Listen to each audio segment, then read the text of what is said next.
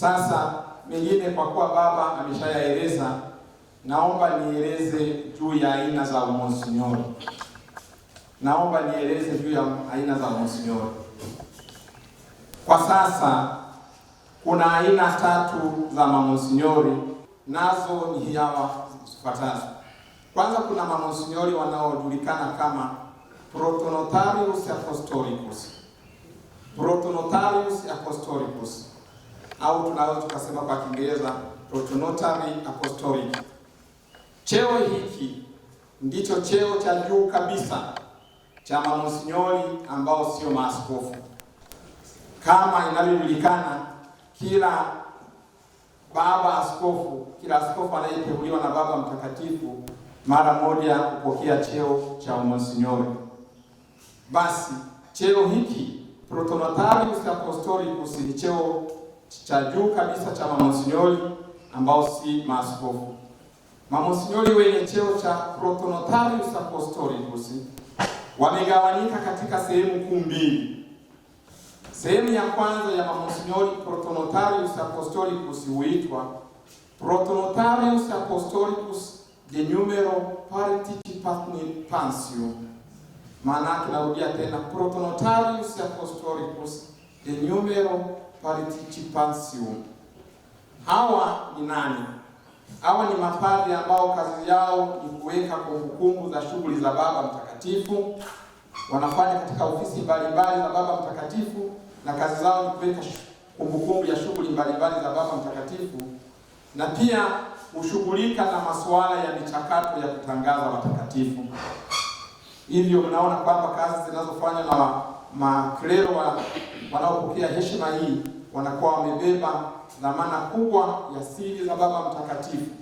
Ndiyo maana wanachukua cheo hiki kwa nafasi ya juu kabisa, wakijulikana kama Protonotarius Apostolicus de numero participantium.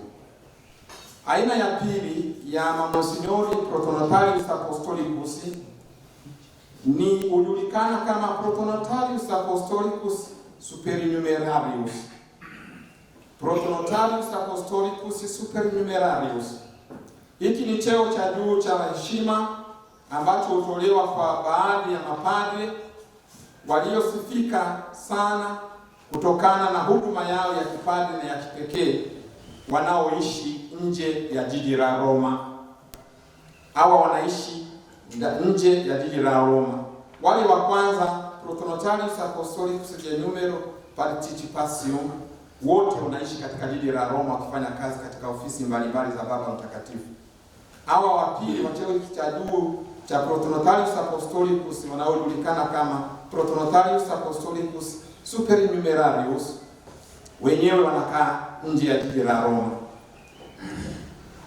Aina ya pili ya mamonsinyori ni wale ambao hujulikana kwa jina la Antistes Honorarius Sanctitatis Sue.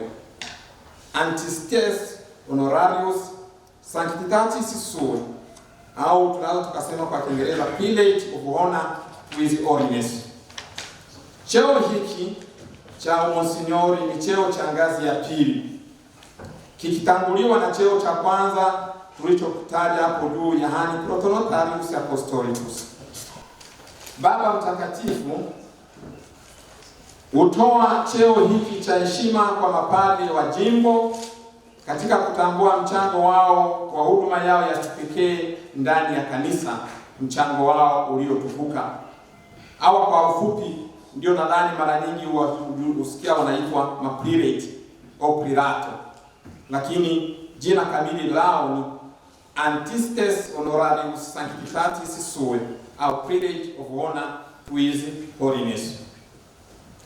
Aina ya tatu ya mamonsinyori hujulikana kama Capellanus Sanctitatis Sue.